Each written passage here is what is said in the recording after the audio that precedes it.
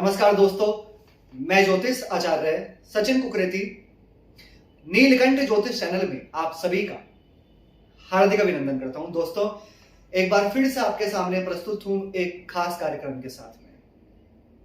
धनु राशि, मकर राशि, कुंभ राशि और मीन राशि वाले व्यक्तियों के लिए, जी हां, शनि की 7.5 वर्ष 2022। जैसे कि दोस्तों आपने थंबनेल में भी देखा होगा कि शनि की 7.5 का पूरा सच आज मैं आपको बताने वाला हूं। वर्ष 2022 में शनि का गोचर फल, शनि की 7.5 आपके जीवन में क्या प्रभाव लेकर आएगी। दोस्तों, अगर आप सच जानना चाहते हैं तो ही आप इस वीडियो को देखिएगा, अगर आप सच जानना चाहते हैं। क्योंकि दोस्तों, जैसे कि मैं जानता हूं कि शनि की 7.5 को लेकर काफी भ्रांतियां, काफी लोगों के मन में कंफ्यूजन, काफी लोगों के मन में डर बैठा हुआ है शनि की 7.5 को लेकर, शनि देव को लेकर। तो दोस्तों, सबसे पहले तो आज मैं आपका डर को दूर निकालूंगा और वर्ष 2022 आने वाला है, तो ये वर्ष 2022 शनि की 7.5 आपके ऊपर कैसे, क्या प्रभाव, क्या बदलाव लेकर आएगी। क्योंकि शनि देव चंद्रमा के नक्षत्र से निकलकर मंगल के नक्षत्र में प्रवेश करेंगे फरवरी में, धनिष्ठा नक्षत्र में। और 7.5 की पूरी एग्जैक्ट जानकारी आज मैं दूंगा आपको कि कौन सा चरण आपका चल रहा है, कब 7.5 खत्म होगी, कब शुरू होगी। दोस्तों, वीडियो की शुरुआत करने से पहले मैं आपको शनि देव के बारे में कुछ बताना चाहता हूं। ज्योतिष शास्त्र में शनि देव को माना गया है कर्म फल दाता। जैसे कि सभी ग्रहों की अपनी अपनी भूमिका है, अपनी अपनी रिस्पॉन्सिबिलिटी है, तो वैसे ही शनि देव को माना गया है न्यायाधीश, यानी कि न्याय के देवता, जो कि परमात्मा द्वारा नियुक्त किए गए हैं कर्म फलदाता। अब जब वो कर्म फलदाता है तो सारे कर्मों का लेखा जोखा रखते हैं शनिदेव।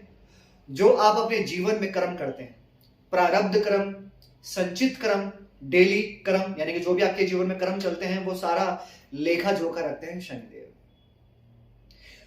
और शनिदेव कहते हैं कि मैं शनि की 7.5 लेकर आऊंगा हर मनुष्य के जीवन में 20 से 22 साल में, जिसके 3 चरण होते हैं, 3 फेज होते हैं 7.5 साल तक।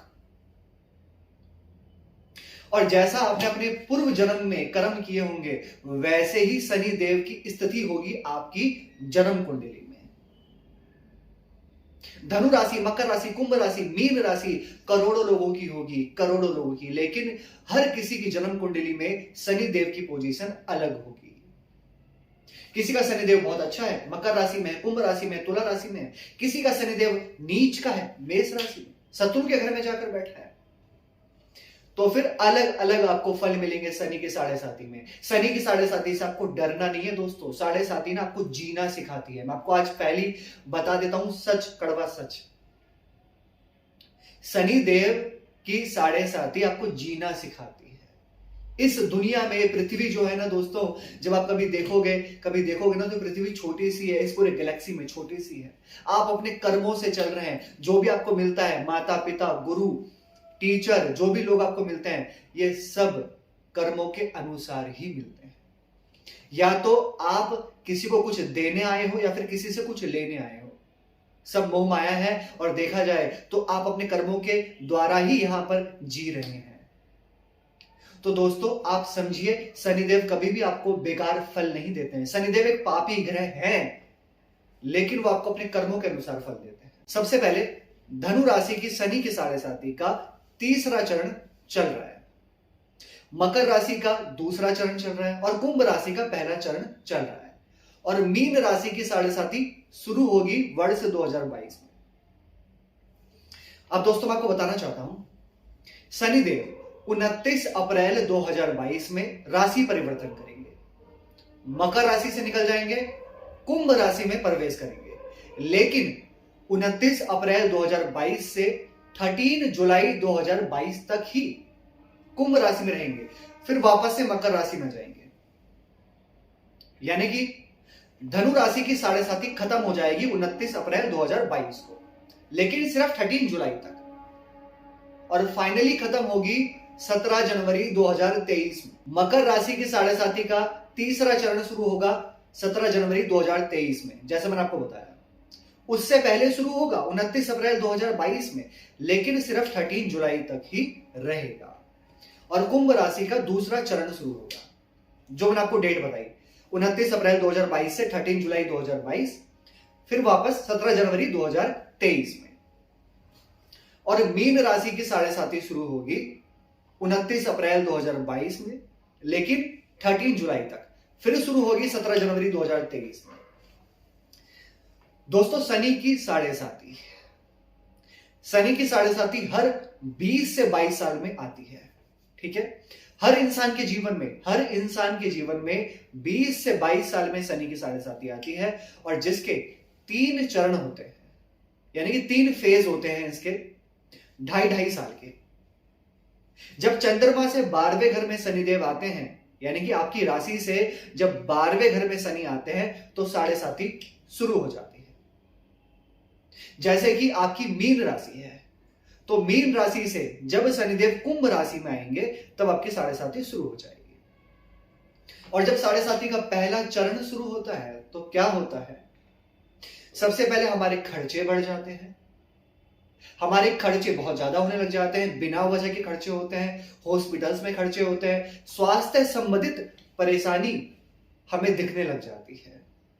कहीं ना कहीं हमारे घर परिवार में हमारे पारिवारिक समस्याएं शुरू हो जाती हैं, और बिना वजह की कलेश और बिना वजह की चिंताएं आपको होने लग जाती हैं पहले चरण में। लेकिन अगर आपकी जन्म कुंडली में शनि देव की स्थिति, जन्म कुंडली यानी कि जब आपका जन्म हुआ था उस समय पर आपकी कुंडली बनी होगी, तो वो कुंडली में अगर शनि देव की पोजीशन अच्छी है, तो फिर शनिदेव आपको खराब फल नहीं देंगे। साढ़े साथी में ये 7.5 साल आपके कब निकल जाएंगे आपको पता भी नहीं चलेगा, रंक से राजा भी बना देंगे साढ़े साथी में, अगर शनिदेव कुंडली में अच्छे हैं तो। लेकिन अगर शनिदेव कुंडली में खराब हैं, यानी कि शनिदेव नीच के हैं, शत्रु के घर में जाकर बैठे हैं, पाप प्रभाव में है, या फिर 6-8-12 में जाके बैठे हैं, 6-8-12 हाउस में, तो फिर शनिदेव आपको खराब फल देंगे। यानी कि पहले चरण में खर्चे करवाएंगे, स्वास्थ्य संबंधित परेशानी देंगे, कहीं ना कहीं पारिवारिक क्लेश होंगे। दूसरे चरण में वैवाहिक जीवन में भी परेशानियां कर सकते हैं, करियर में भी कुछ ना कुछ उतार चढ़ाव दे सकते हैं, मेहनत ज्यादा करनी पड़ेगी, रिजल्ट आपको नहीं दिखेगा, भाग्य में कहीं ना कहीं अड़चने देखी जाती हैं। दूसरे चरण में चंद्रमा के ऊपर होते हैं, तो माता के स्वास्थ्य में कुछ ना कुछ परेशानी होती है, माता को चिंता तनाव देखा जाता है, खुद को भी बिना वजह की एंजाइटी देखी जाती है दूसरे चरण में। लेकिन कब? जब शनिदेव खराब हो। और तीसरे चरण में जब शनिदेव जाते हैं, जब शनिदेव उतरते हैं, तो मेहनत का रिजल्ट भी देते हैं, यानी कि उस मेहनत का रिजल्ट भी आपको देखने को मिलता है दोस्तों, और बहुत अच्छा मिलता है। यानी कि शनिदेव जाते जाते आपको आपके कर्मों के फल देके जाते हैं, और कहीं ना कहीं जो भी तनाव, जो कर्जे, जो ऋण, जो परेशानियां आपके ऊपर रहती हैं, वो धीरे धीरे उतर जाती हैं, और सेविंग्स अच्छी होती है, और खर्चों पर कंट्रोल हो जाता है।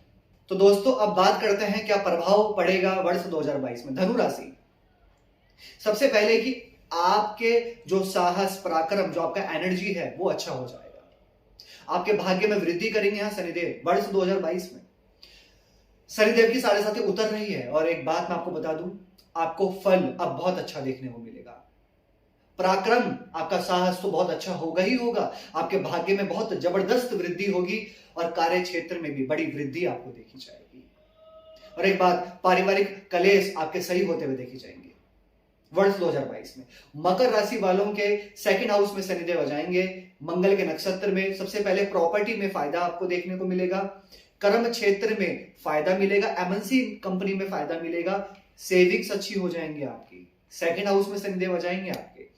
परिवार वालों के साथ में जो प्रॉब्लम चल रही थी वो ठीक हो जाएगा, कर्जों से धीरे धीरे बाहर निकलेंगे, और शत्रुओं पर विशेष आपको ध्यान रखना होगा। फिर भी बिना वजह की चिंता तनाव में आपको नहीं रहना है। कुंभ राशि के लिए तो ये शनि की 7.5 का एक राजयोग रहेगा, क्योंकि फर्स्ट हाउस में शनिदेव आ जाएंगे। तो सबसे पहले आपकी स्वास्थ्य संबंधित जो परेशानियां थी वो समाप्त होंगी। जो खर्चे बहुत ज्यादा हो रहे थे, जो ऋण से परेशान थे, जो अपने करियर को लेकर परेशान थे, अपने अगर आप फॉरेन से रिलेटेड काम करते हैं वहां पर परेशान थे, तो वो ठीक होगा। लेकिन अभी भी वैवाहिक जीवन पर ध्यान रखना है, अपने रिलेशन पर ध्यान रखना है, बिना वजह की चीजों को लेकर सोचना नहीं है, डरना नहीं है। और हाँ, एक चीज, आत्मविश्वास और कॉन्फिडेंस पे ध्यान देना है। यानी कि वो चीजें कभी कभी आपकी डाउन हो सकती हैं। और आलस्य, यानी कि फर्स्ट हाउस में शनि होंगे तो आलस्य देखा जा सकता है आपके अंदर, वो ध्यान रखना है। मीन राशि की 7.5 शुरू होगी। सबसे पहले दोस्तों, अपने खर्चों पर कंट्रोल करना है, अपनी वाणी पर कंट्रोल करके चलना है, अपने रिलेशन पे, लव रिलेशन हो चाहे आपका मैरिज रिलेशन हो, वहां पर ध्यान रखना होगा। और जहां पर आप काम करते हैं, जहां पर आपका वर्किंग प्लेस है, वहां पे आसपास का जो इन्वायरमेंट है वहां पे, क्योंकि बिना वजह की बहस और बिना वजह के तालमेल में कमी हो सकती है। ये 7.5 शुरू हो रही है, अपने वाणी पर तो ध्यान रखना ही है। और सबसे पहली चीज, अपने गुस्से पर भी कंट्रोल करके चलना है। और ओवर थिंकिंग नहीं करनी है आपको, मीन राशि वालों को। तो ये बताया मैंने आपको पूरी जानकारी 7.5। कैसे लगी आपको वीडियो? लाइक कीजिएगा, शेयर कीजिएगा, बने रहेगा हमारे साथ। धन्यवाद।